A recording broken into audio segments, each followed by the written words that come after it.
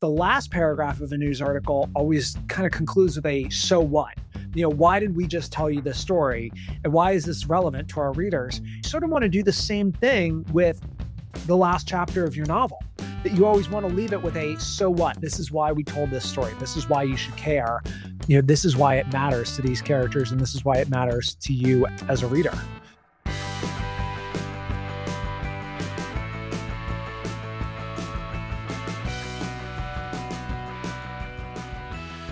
Hello, and welcome to Most Writers Are Fans, the podcast that explores the intersection between writing and fandom. My name is Terry Bartley, and I'm your host. So today I'm going to be interviewing an author named Dylan Roche. He's a fantasy author for young adults, and I found him from his Instagram. He has like a really interesting Instagram presence, and we had a really great conversation about sort of like becoming an author and exploring. He's also a journalist, so we talked about sort of like that. Like having two different forms of writing, how that has kind of manifested in his life. It was a great conversation. So stay tuned for that. But before then, I want to talk a little bit about this, something that probably many of you have experienced if you are also indie writers, because this seems to be sort of common. But it just got me thinking. So I'm going to give you an experience, then an idea. All right. So on Instagram, I got a message the other day, a DM from sort of like a random account that said like, hey, this other account wants to review your book. And, like I was sort of aware that it was probably a scam or whatever, because like you all have probably gotten those if you have an Instagram account where they're like, hey, you want to be an ambassador for this brand, you got to message this person. So I messaged the people and I was like, hey, what did I heard that you wanted to review my book, and I was going to be nice about it. And I was like, hey, I can send you a book. Let me know what one you want to review. And they got back to me and they were like, oh yeah, I'd love to. Here's my rates. Then I had like several pricing for reviews.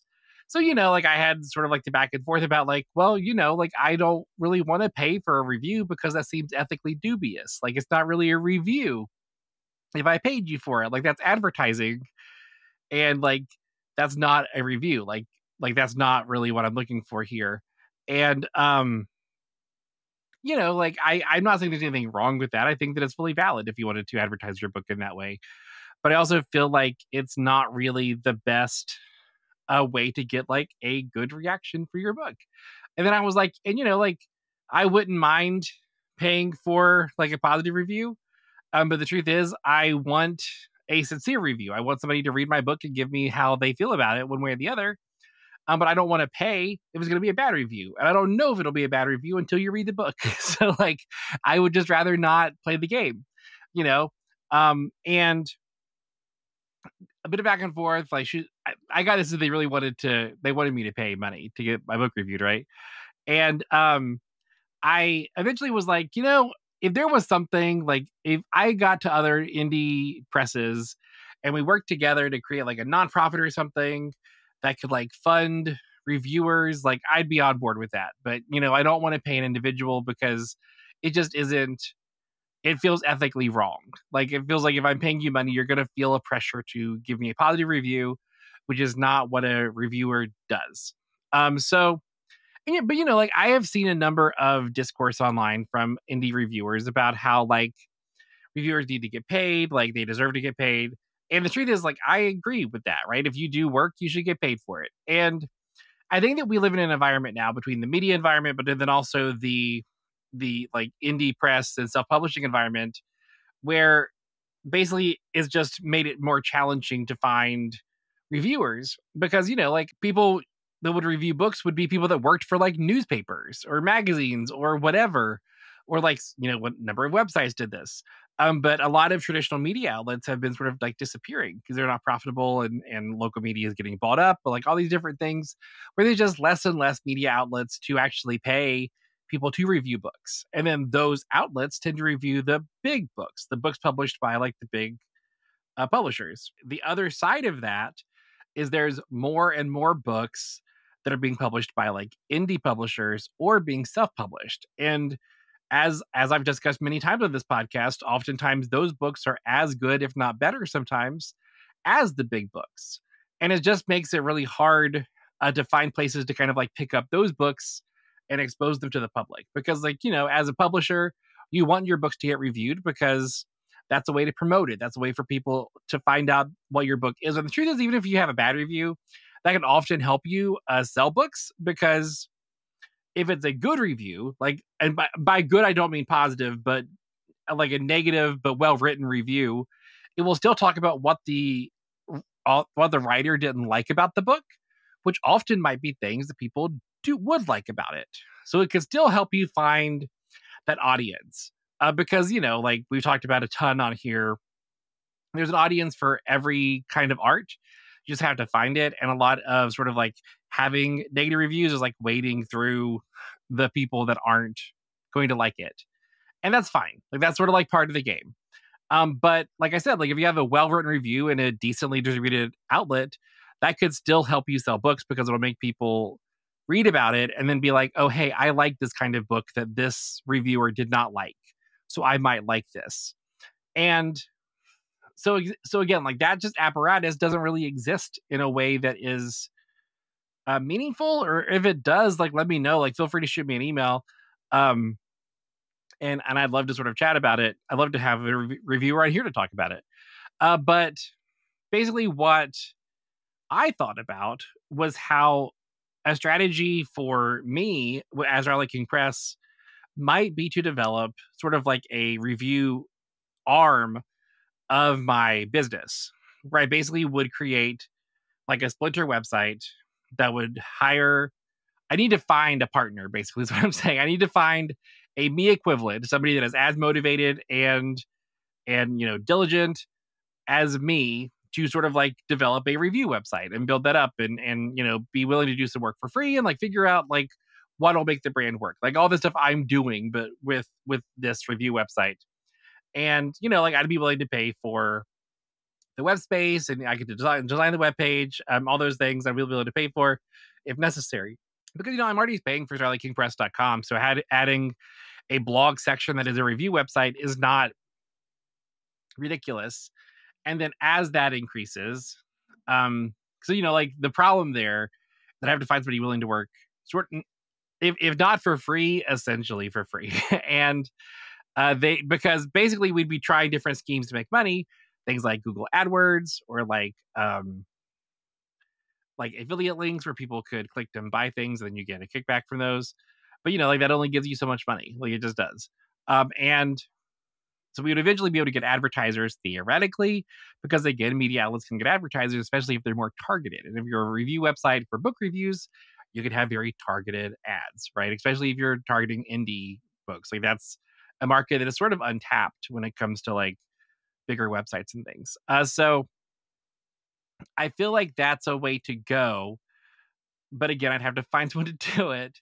But then what I like about it is then once we start making money, like once it does start to succeed, then we could hire reviewers to review other indie books. And, I think that that's an interesting way to go, because it'd be sort of like a place people could go to sort of like find, what different indie books are out there, what different self-published books are out there, like what different things can we find out that would really like explore this. And the two beyond that, I think it would also be a good way to have like a different arm of the business that could be maybe more profitable, because again, like self-publishing is not the most profitable thing unless you're like doing it as a full-time job. So it would maybe be another avenue to try to make the business a bit more successful, so I could then maybe pursue other things with it.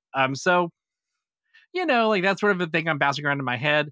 If you are listening to this and you feel like you might want to be a book reviewer, and you feel like you want to partner with me on this and we can work together and figure out how to make something really great together, I would love that. So feel free to send me an email. So my email again is press@starlightKingPress.com. And if you shoot me an email, I should be able to figure out, we could figure out this thing together. Because again, I love to collaborate. I don't want to do this by myself. I want someone else to do it, but then you're not in it alone. Like we'll be in it together. We'll be doing different sides of the business, but I will be supporting you every step of the way. So, like if you're out there, if you're out there listening right now, shoot me an email. I'd love to get something together. And like I said, then it would be an opportunity to showcase indie books. It'd be a place for reviewers to get paid. And then this other side of that is then I would not review, like that review website would not review Starlight King Press books, because again, it'd be ethically dubious if they did that. It would be implying that there's a clear conflict of interest. There'd be some pressure to give it a positive review. I don't want to deal with that. I would much rather, just sort of like not review our books, but then hopefully, if this goes well, maybe other indie presses will start doing a similar thing, and we can have more of these that exist out there. But then what I could do, because if it does become a successful review website where people go to find out indie books, we could just have like authors and stuff just post about like the book and what it is and all those things, because that would be as effective as a review, as promotion, especially if the website is successful, right? So yeah, that was just a thing I've been sort of like thinking about, sort of been bouncing around in my head for a little bit. So again, if that person is out there, let me know, because I'd love to do this. It's just a thing that I think it's a part of the market that needs to be explored, because like we do just need more reviewers that review indie and self-published books, because they're just not really out there in enough number that aren't trying to charge them for the review and then thereby getting an insincere review. So, maybe it's journalist in me that wants to see everybody do it in an ethical way, but I just feel like we need to pursue something, and I don't know how else to do it. So here we are. Like I said, stay tuned. We have a great interview coming up with Dylan Roche. We'll be right back. Welcome back to His Writers Are Fans. I'm now joined by author Dylan Roche. He's a young adult fantasy author. Thanks so much for joining me, Dylan. Thank you for having me. Glad to be here. So I always love to give people some context. So I know Dylan because I've been following him on Instagram for a while, because, you follow other authors, right? That's the game. And you always post really interesting content. I always enjoy following you because I'm a former runner that's sort of like trying to get back into it. So it's really inspiring to see all your runs. And, I love your views on things. You don't sort of shy away from your opinions on things, be they political or sort of like benign. Yeah. Yeah. No, exactly. I mean, I think that goes hand in hand with being a writer, is that you've got a lot of thoughts in your head, and, sometimes they come out in the form of whatever you're writing, or sometimes they just, come out because you got to make your opinion known on social media. Yeah. So how did you, like, have you been writing fiction because you're also a journalist, right? I am. Yes. So have you been writing fiction for a while, or was that sort of like a pivot? It's funny. I've been writing fiction most of my life. I mean, that was what I liked to do for fun as a kid. I was always a writer. I mean, I was always a big reader, and then I think that just it naturally followed that I wanted to tell my own stories because I enjoyed reading as much as I did. So from elementary school onward, I was always writing some story or some book, and I wrote my first novel when I was in college. And then actually upon graduating from college, I really wasn't sure what I wanted to do. And, I had majored in English because that was my passion. But I started freelance writing just to make some, while I worked a retail job fresh out of college, and I started freelance writing, and I ended up really loving it. So I actually don't have really a journalism degree, but I just kind of fell into it naturally because one thing led to another, and it went from there because I liked writing as much as I did. And I think that, good storytelling is good storytelling, whether you're telling nonfiction or whether you're telling fiction. Yeah, I love that. That's really interesting because it's sort of like the reverse journey that most people expect. Usually you start out, even if you wrote fiction as a kid, like in college, you're like, I'm a journalist now. And then you might eventually find your way back to it. So it's interesting that you sort of like found journalism through writing. Mm-hmm. Yeah. And, I always enjoyed writing projects in school. Like in high school, I was a member of the school newspaper and stuff like that. So it was not completely foreign to me. It was just not where I saw myself ending up career-wise. Yeah. And I imagine it's a bit freeing to write things that you're less, I don't want to say less passionate, but like at the end of the day, it's not like the thing that you want to be known for. So there's probably a bit of less pressure whenever you write that stuff versus when you're writing your fiction stuff. I mean, and I think that that's really good training for, I think that, because I'm used to operating under a deadline, and I am used to cranking out words and getting the job done, that it's really trained me to be able to just write. And I think that writers, we all agree, like we have a tendency to procrastinate. And I'm really good at getting over that mental hurdle because I have to write every single day for work. And, it's no big deal to sit down and crank out 1,000 words. And they might not be great 1,000 words, but that's what the revision process is for, right? You can find the great words in the thousand. There's got to be a handful of great ones in there. Yeah, exactly. Yeah. So the thing that I sort of wonder is I feel like a lot of people feel like when your day job is the thing that your sort of like side gig also is. So like you're writing for your day job, you're writing for your author stuff. Um, do you ever get tired of writing? You know what I'm saying? Like, does it ever feel like you're burnt out from like telling stories or?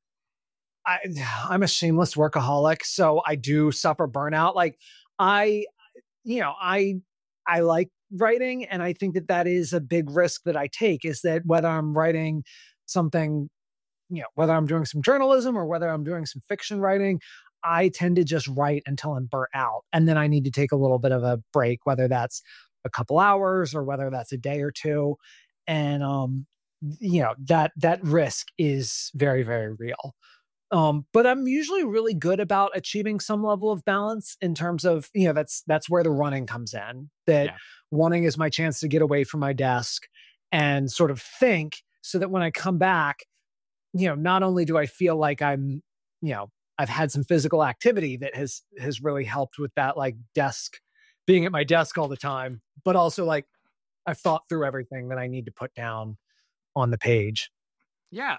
So the thing that I always sort of like say on this podcast is a lot of times the thing that separates us from like other people that write, because there's like plenty of people in the world that say that they have like a novel on their computer that they never care if anybody reads.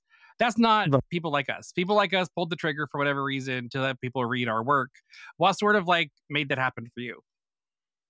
in terms of like what made me actually follow through with Yeah. the Yeah. dream of writing, I, you know, I wish I had a good answer because I don't think that I ever really overthought it.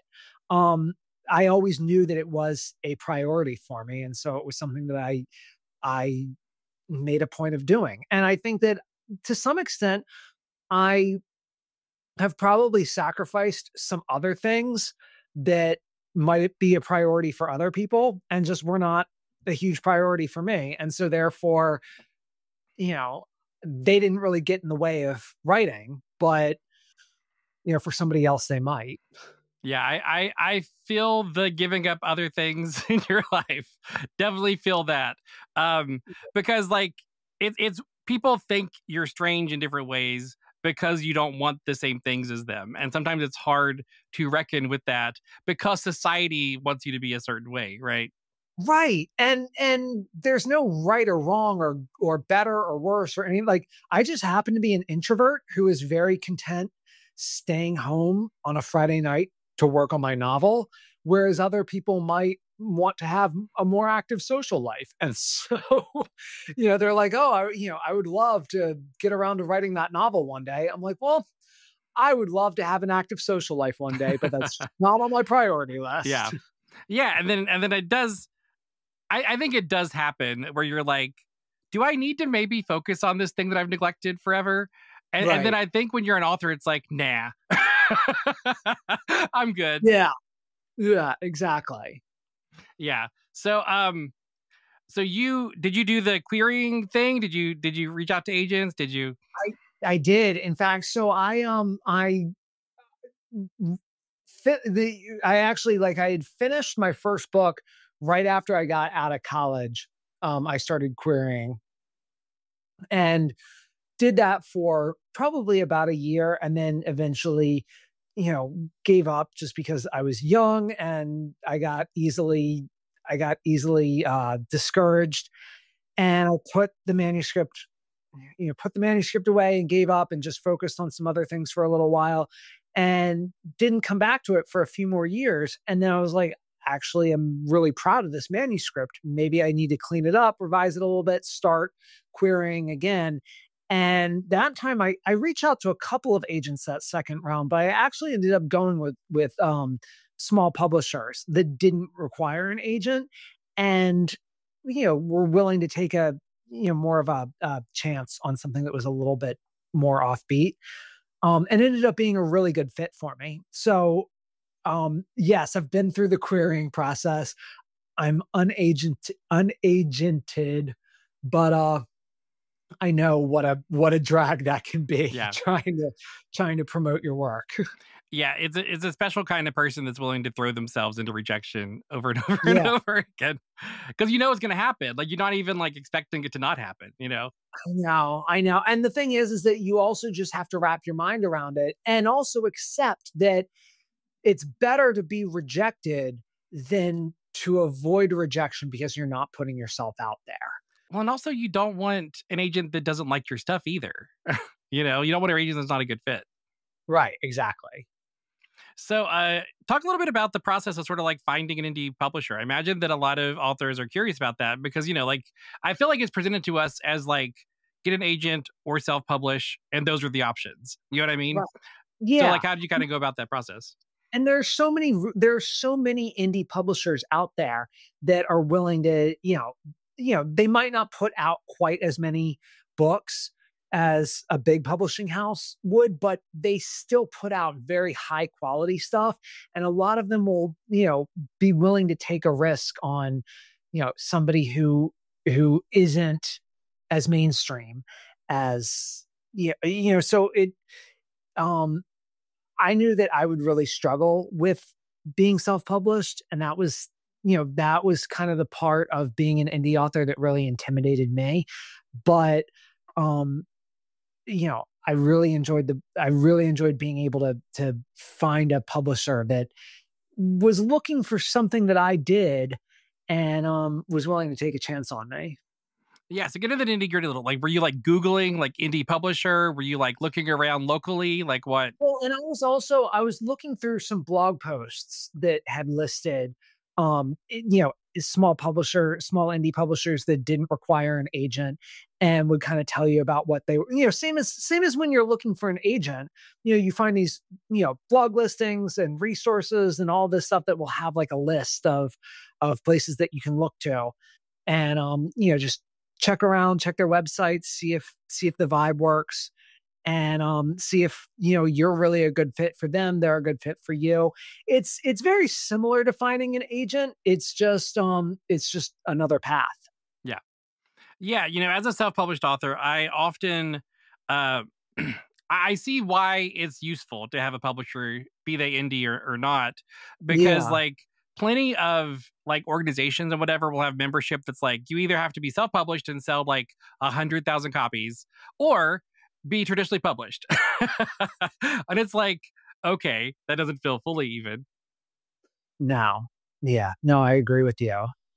Yeah, so I think they are benefits, and also like just for the record, like I love the process of like going through and like making sure I have a good editor and making sure the edits are good and finding the cover. Like all that stuff is a very cool thing to do on my own. But at the same time, I often think she'd be great to have someone that could do this for me.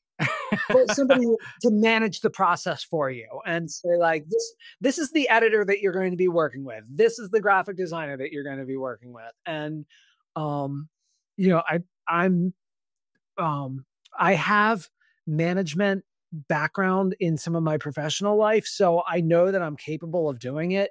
I just know that I feel like it would have been a mess if I had tried to handle all of that as a self-published author. Yeah, I feel confident, like based on your background, that you probably would be fine as a self-published author. But I can tell you, with a full-time job as a self-published author, it is not easy and fun. It is for sure like an overwhelming task. Yeah, well, because you're running your own business. That's pretty much what it. Yeah, and that's not an easy thing. And I guess technically, as a freelance journalist, I'm running my own business already. So I don't know that I'm really ready to be running two businesses. And whether you're you know whether you're self-published or whether you're working with a publisher, there's still a whole business side of things that you still have to do your own marketing. You still have to do your own self-promotion and all that. Like, no matter what. And it's like, if I can just have other people handle certain Yeah. aspects of for me, I'll No, do I get that. that. Yeah. I recently been hiring editors for this podcast because it just takes so much time.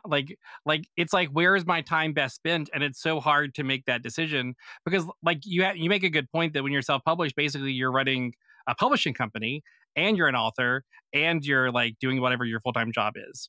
So like a lot of people say that being an author is like a second job, but it's like truly I have like three jobs. Like I'm sure you understand that as somebody that is a freelancer. Yeah, no, exactly. It's crazy. And there's also, you know, because we all take pride in our work, you definitely want to put out the best quality product that you want to. But also when you're your own boss, like there's sometimes that temptation to cut corners or like, will anybody notice? And so like, it really does require a huge level of discipline because, you're the one who's solely responsible for the product that you're putting out and you're responsible for your success. And, you know, it, it's a huge level of discipline and self accountability.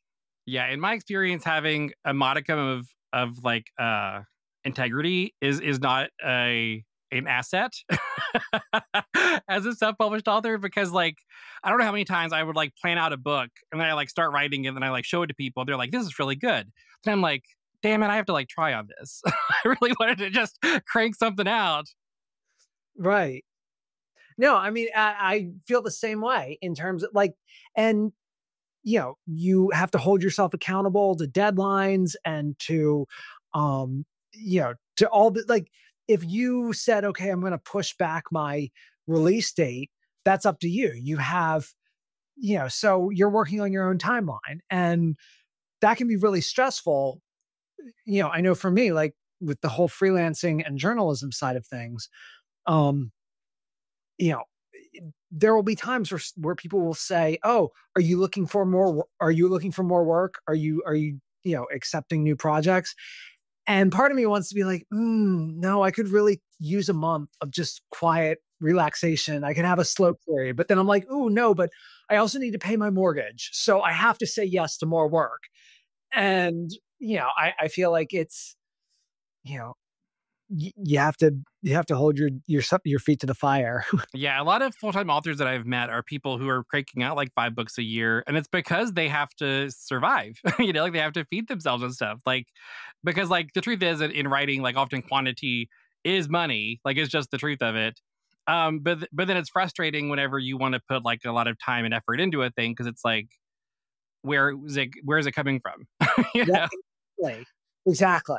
And I think that would be my big worry is that if if I'm running my freelance, if I'm doing freelance writing and then also trying to self-publish my own books, like I would never get anything done. I When I worry. think what would be tempting for you, which is probably dangerous, is you would probably start incorporating the writing as like your author writing as your journalism job. Like you'll make them overlap. And then you Yeah. would do like less of the freelance gigs whenever you need to do more of those to like live. But you'd be Right. like, oh, I have time to write because that's also my job. Right. Exactly. Yeah. So I could see why in your situation, why self-publishing might be like a like temptation that is like not useful. Yeah. Yeah. So tell me a bit about your book. So The Tide in the Stars just came out a bit ago, right? Yeah, Tide in the Stars came out in June. And that was my second book. And my first book was The Purple Bird. And they're both separate standalones. I think that people expect me to jump into series and I'm just not ready to commit to that yet, mostly because the ideas and it's not necessarily because I'm scared to commit to a series, but it's just that the story ideas I've had that have spoken to me up until this point have been standalones. But The Tide in the Stars is my more recent release, and that is about um two servants who have grown up working for a wicked witch on her farm. One of them has spent his entire life outside tending tending to the yard and the garden and the farm fields. The other one has been working away inside the house. And it's not until one fateful day that they realize, hey, there's another servant who is working here that I didn't know about. And they start having all these questions about, well, where did we come from and why does she not tell us who we are? And so they decide to, escape and seek their fortunes in the great wide world. And they end up finding out that the great wide world has a lot more dangers than either one of them really expected. And they start to learn a little bit about where they came from and why they were given in servitude to this witch, and what role they have to play in the fate of the kingdom. And they just might happen to be at the center of a prophecy. And they find themselves on a quest to go, retrieve a magic sword and rescue the princess and all of those things. all the fantasy tropes that people are used to hearing about. So that was my more recent one. And then my first book, The Purple Bird, is more of a portal fantasy. It's about 3 teenagers from the real world who discover this purple feathered mythical creature named Archit, who is on a quest to become human. And they join him on his journey to this other world called Nalgordia, where it is under attack by the forces of evil, and the only one who can save the land from evil is a human. So it's up to these 3 human kids who now have to save the day for this magical world. Yeah, that's very fun. So what's your drew to YA? Do you feel like you sort of naturally gravitate towards it? Do you feel like the things you've loved is YA, so that's why? Yeah, I mean, that's a good question. I think one, I'm a big kid at heart. Like, I just turned 38, but there's still a part of me that still has this like childlike wonder about the world. And so I just, I think that there's a huge part of the fantasy genre that raised me. And I think about, Lord of the Rings and Chronicles of Narnia and the Chronicles of Prydain and the Oz series and Redwall and all of these great fantasy books that I read growing up, and fantasy movies and everything like that. There's just a part of that that really formed who I am. And I think that that's just what I want. That's what I feel compelled to put out into the world. And I also just think that the more we can do to create reading opportunities for young people, the better. And there's never going to be enough books for young people. And if I can, pay that forward and contribute to that legacy, that's what I really want to do that. Yeah, that feels like a really good place to go ahead and cut the first segment. So we'll be right back. When we get back, we're going to be talking about fiction versus nonfiction. So stay tuned.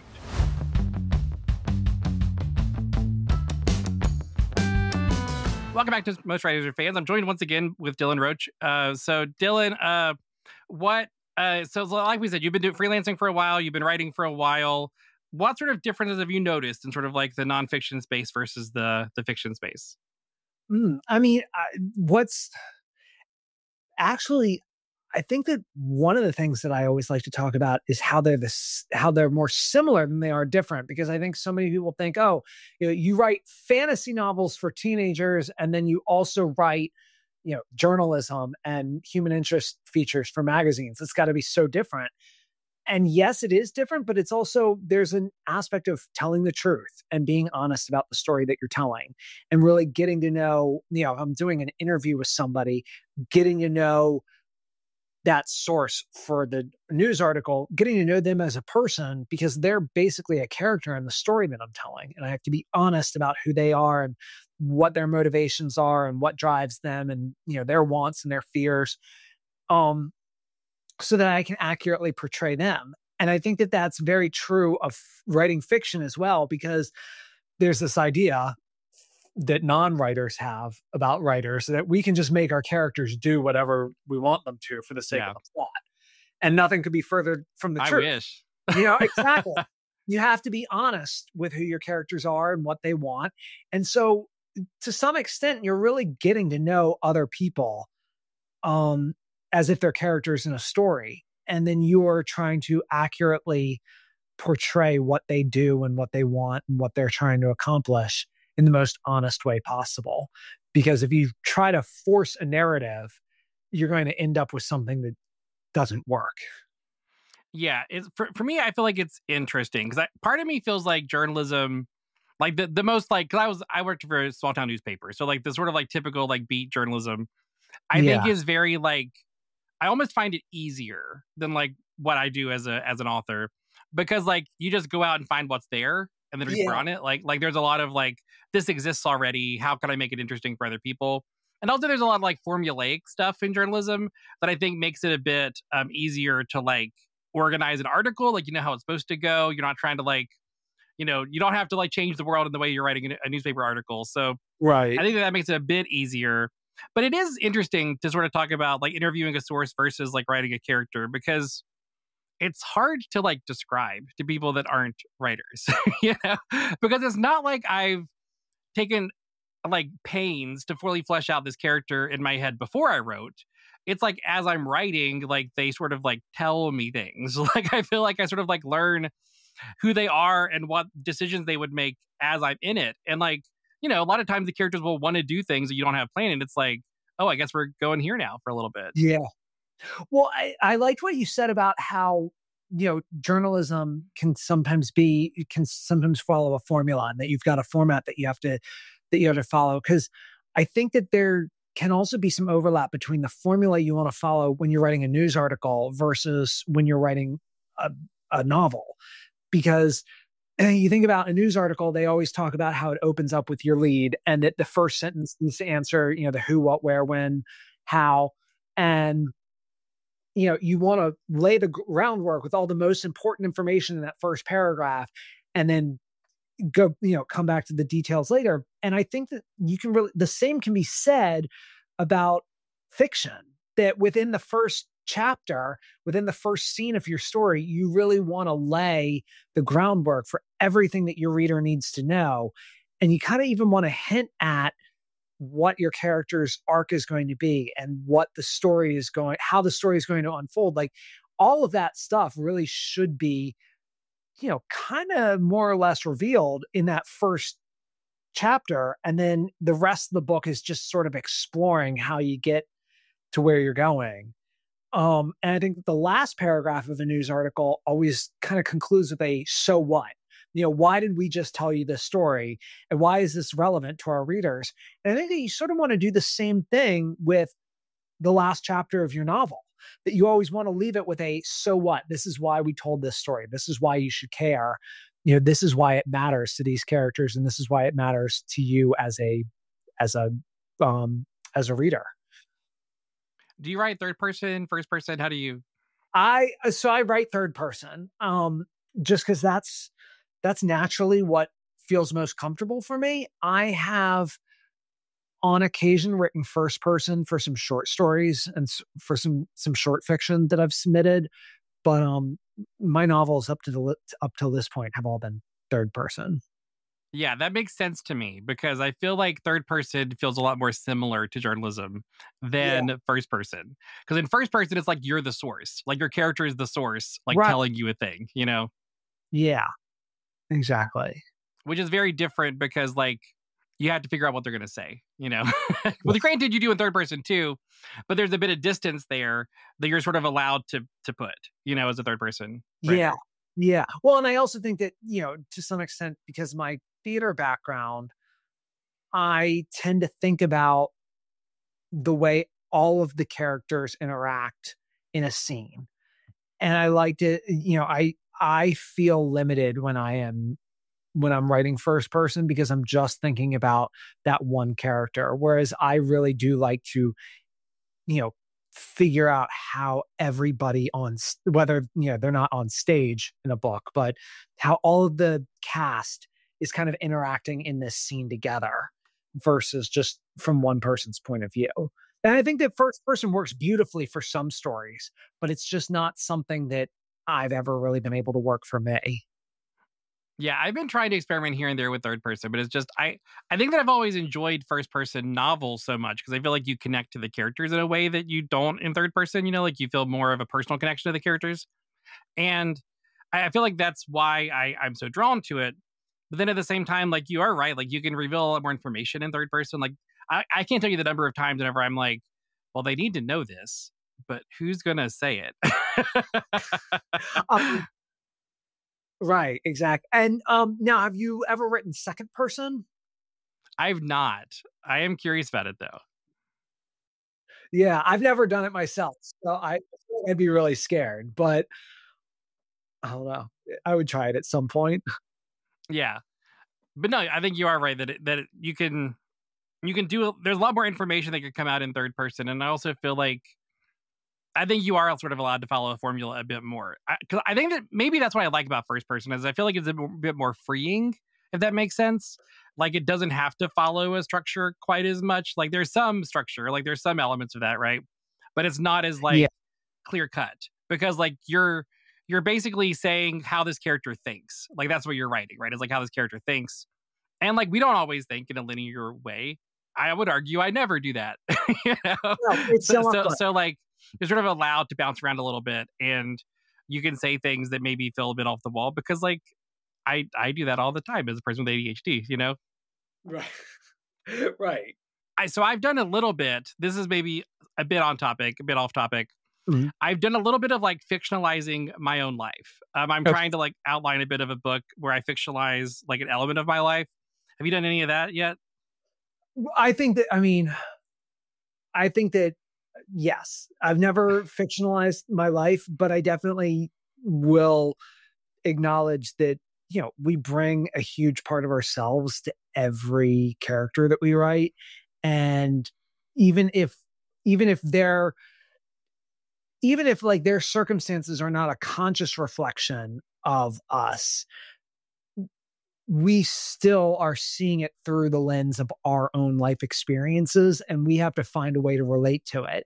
So even though I haven't really written anything that's like a fictionalized version of myself, I'm still writing circumstances for my characters that I'm able to put myself in their shoes and understand how I would act and how it would make me feel. And I think that I, I think that all fiction writing to some extent is, or actually not even fiction writing. I think all writing to some extent is a matter of like fictionalizing your own experiences because you're bringing your perspective um, to the Yeah. character. Yeah, I Yeah. totally get that. And I for sure feel that in my fantasy stuff. Like I always try to ground characters into like a little bit of me. Like even if the characters are like very different than me, then it's like, well, what's a little thing I could give them that I can relate to? And that Yeah. really helps me kind of like have an in, and then I can kind of like focus on that thing because like that thing's a part of my life in a different way and I understand it intricately. Well, it's funny because so when I wrote the started writing the first draft of The Tide and the Stars, I had actually just quit my day job to freelance full time. And I was really burnt out and I was really burnt out. I was really depressed and I was really scared about this new venture of, you know, freelancing full time and everything like that. And what I didn't realize was quite how therapeutic the experience was going to be for me because I'm writing these two servants who had this miserable, awful life of servitude that they hated, and they ran away to seek their fortunes and find a better life for themselves. And that was really what I was doing. And I never really made that connection until I had started actually drafting it, and I realized how much I related to their circumstances. And what's interesting is that one of them, Marin, is very, um, very self-conscious, full of self-doubt, full and is actually like the stronger, more capable of the two, but is just plagued by all of these worries. Whereas Aster is more, scrappy and plucky and uh, is constantly reassuring Marin and saying like, "Hey, you can do this. You can do this. You're brave enough. You're strong enough." And I really felt like it was me having a conversation with myself. And these were the two parts of myself that I was wrestling with and that I needed to have a conversation with each other. because this was a conversation I needed to have with myself. And so I kind of created these two characters and their circumstance that, really encapsulated what I was going through mentally. No, I think that's one of the coolest things about writing is you like, and you never notice it as you're doing it, right? Like it's always like a thing you notice when you go back into edit or you go back into like, you're like, wait a minute, I needed to hear this and my characters told it to me. And that Right. helps me so much in my life. Well, and it's the same with theater that, because I have a theater background, when you're playing a character in a play, you're only playing 50% of the character. And the other 50% is yourself and how you would relate to these circumstances and how you understand it. And, I think the same is true of writing, that your character is 50% your creation and the other 50% you. What I find really interesting is a lot of times the things that I need to hear are things that you wouldn't think of as profound in the story. Does that make Yeah. sense? Like a lot of times you'll read a line, it's like, oh, I need to hear that. Right. Exactly. So yeah, so I'll talk a little bit about sort of like fictionalizing my life in sort of like because like I tend to live in fantasy, so I'm trying to write a thing that's not just to like try my hand at a bit of like traditional fiction, like not fantasy, sci-fi, not spec, and what I have noticed is I feel like it gives you an interesting perspective on your life when you do that because you have to like remember things and reflect on things. But I also think that it kind of like it's interesting to kind of like pull a narrative out of your own life because I feel like we often don't do that. And to be like, oh, here's a lesson that I needed to learn that I for sure didn't for a long, long time. and and it's interesting to kind of like explore those things because it's like and I think that it kind of like gives you a bit of insight into like what writing like I guess like writing like truth feels like what real truth in literature kind of is because like you're exploring like things that you know so intimately, you know what I mean, as you kind of like delve into it. So yeah, like I feel like it is very akin to nonfiction writing, but I also feel like it is a bit more freeing because you can change whatever you want. You know what I mean? Like it doesn't have to be exactly the same, and you can make things turn out better than they did in life, or you can whatever. Because these aren't at the end of the day, these aren't real people, right? These are fictional characters. They can do whatever they want. Right. Well, and I think it's also easier to understand how an emotional journey, an emotional arc is tied to events. In real life, we are constantly learning and growing and changing, but we don't necessarily have a full arc of growth that is tied to a problem we are resolving. Like, yes, sometimes solving problems in real life where there's a problem and we work and we overcome it, we figure it out. Like, yes, we learn and grow from that as human beings, but it's not always the way it is in a book where your your emotional journey is closely tied to a course of events and that you have this external obstacle and this internal obstacle that are solved simultaneously.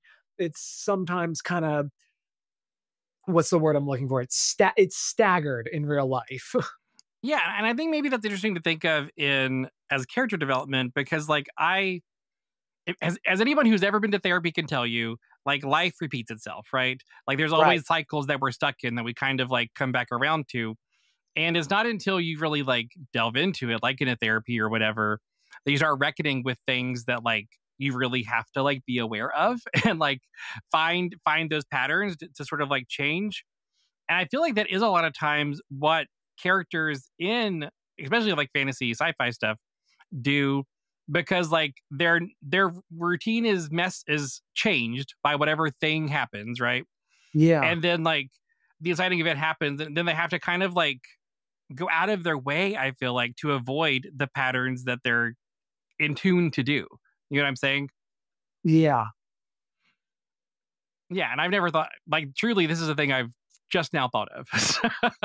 So yeah, like having these conversations with authors are very cool because I get to like explore craft in a way that you don't do by yourself, you know?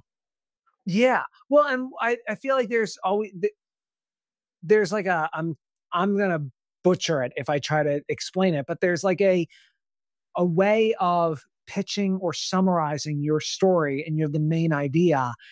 And it's like once there was a blank, and every day blank happened until blank. So my main character has to blank and ultimately has to learn blank. And you realize that like life tends to be like a status quo until something interrupts it, and then we have to do something to reestablish a new status quo that's ultimately not the same as what it was before, but at least gives us some sense of resolution to whatever the conflict was that screwed things up in the first place. Well, and two, the idea, like, honestly, this is a mind blowing thing that I'm like, I need to work on this in my writing because this would be so cool to incorporate. But like the idea that the inciting event for a character is like just a pattern that they've had, it just for whatever reason has blown up on them because there's like sci-fi or fantasy stuff in the world that like makes it bigger. Like Right. that's so interesting. And the idea of like, this is my fault because this thing that I keep doing, I'm not aware of. And now I am, but like now the world is turned upside down because I, didn't learn this lesson sooner. Right. Exactly. Yeah. So that's sort of like a wild idea that I haven't even, and I mean, like I could be doing it already, right? Like that's the thing about this stuff is like, I could be doing it already in my writing and just not realizing it. You definitely are. And that's the thing is that I think that the beautiful thing about writing is that as long as you're being honest, you're doing a lot more than you realize. Because if you're being honest, then a story takes on a life of itself. Yeah, that's what I always tell people that it's hard for me to describe my characters like in any like real way because it's like how do you describe your best friend? Like Right. whenever it's a real person that like has like wants and needs and things, which is how I think your characters start to feel as you write them, then it's like I can't just have like a list of descriptors because like it's not like sure he might be nice a lot of the time, but there are times he's not nice and I can imagine I wouldn't think of him that way objectively. Right. Yeah, exactly. Yeah, so how have you was that a thing that I'm curious if the publisher would help you with that kind of stuff, like with like developing marketing things? You mean marketing or like developmental edits or like coming up I with think I think in terms of like after you've already the product is done, right? The book is no, done. I'm helping you come up with like a pitch for your book or like what I'm saying? Like that kind of like yeah, the things that we have to do as authors that like would be great to have people to talk to you about it. It's not coach, you. yeah, and to coach you through and to say like this is how you should, how do you know who your target audience is? Because I think that when we love the story that we've written and somebody says, who's your book written for? And you say, well, everybody will like my book. And if you're speaking to everybody, you're speaking to nobody. So they can really help you like narrow in on, who your target audience is and what it is about your book that appeals to them and what it is that, will resonate with them. And if they like which other books will your book be a good comparative for and stuff like that. Yeah. Yeah, did you know you were writing young adult when you were writing it? I'm just curious. It's yes and no. Like I think that I was sort of aware that it was a young adult story, but I think that um because I was just so focused on being honest, I wasn't necessarily saying like, yes, I am writing this for this target audience. I think that my target audience is always going to be 14-year-old me. Like Yeah. me back when I was 14 years old. And I don't think of it that way. I think that I'm just trying to tell a good story. And it just comes out that I'm always that 14-year-old me is my target audience. Well, and I kind of think that's the thing that fiction and nonfiction has the most in common, which is I love that I wrote it around. It's interesting that I usually don't do this, so it comes back Oh, in full circle. But I think that's the thing that the fiction and nonfiction has the most in common is like I remember hearing advice for like content people that do like content creation, right? Because like we do a ton of that as authors and promoting ourselves. And right. and what people often say is like there's a market for everybody. You just have to sort of like figure out what the most you is because you think of yourself as wildly unique, but the truth is there's other people like you in the world and they just Yeah. haven't found you yet. So like if you can be the most you can be, then you're going to find your audience that most resonates with you because like people will connect with that. And I think that you're right. Your writing does that. Like whenever you write a book that you're being true on, you're pulling from your own experiences enough. Like you're writing for you, right? Like you're writing a thing that you would want to read. And what that means is that the target is people like you. So then you got to figure out who is that? Like, who am I that I could then market to? Right. Well, I feel like I heard a comparison once in a marketing thing where somebody said, like, okay, let's say you are, let's say that you're a bar and you're trying to bring in people for a special event. And you say, okay, Friday night is everybody night. Well, nobody's going to show up because you're marketing it as everybody night. Whereas if you said Friday night is singles night, or Friday's night is couples night, or Friday's night is ladies night, or what, like you can actually bring in people that way because you're saying you are the designated person that this is intended for. And so I think that's very helpful in terms of figuring out who the audience of your book is, because there will be people from outside that target audience pool who are going to discover your book. But if you're able to say, like, this is the person that would be who's really going to most enjoy the story, then, that gives people an idea of what the story is.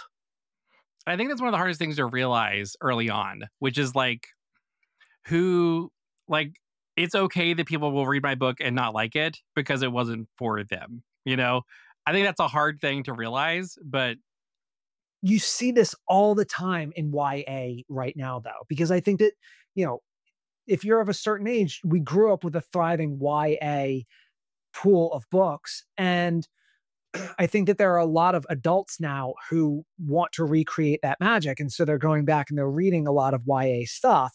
But you hear adults say, well, I didn't like this book because the characters all acted like teenagers and the writing was simplistic. And they give out this whole, basically what they're saying is, I didn't like this book because it was written for teenagers. And you want to just sit those people down and say, yeah, guess what this book was written for? It was written for teenagers.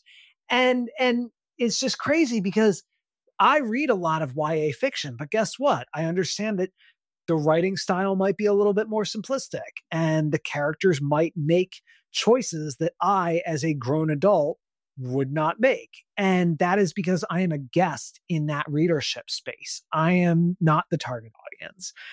And so if I'm going to continue reading YA,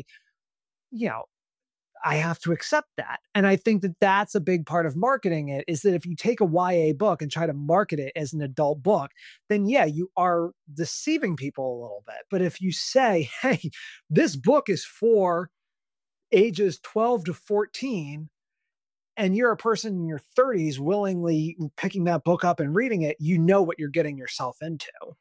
Yeah. And you should be disappointed by it because you chose that, Yeah, exactly.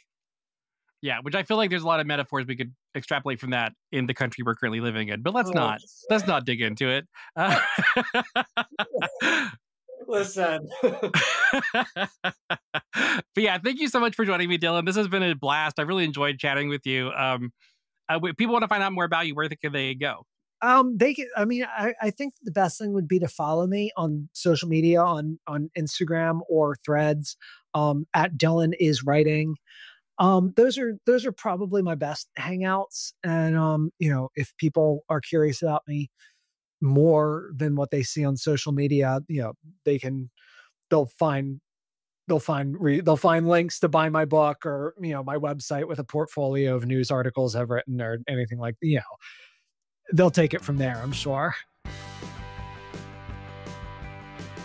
Special thanks to our Most Writers Are Fans is a Starlight King production. Special thanks to our guest, Dylan Roche. The audio and video for this episode of Most Writers Are Fans is edited by Bren Russell. You can find video episodes of Most Writers Are Fans on YouTube and Spotify. If you'd like to support the podcast, please rate and review it. Also, be sure to subscribe so you never miss an episode. If you'd like to send a message, record a voice message, or leave a comment, please visit mostwritersaretfans.com. You can also email us at press@starlightkingpress.com. Thank you for listening, and until next time, don't be afraid to tell your story.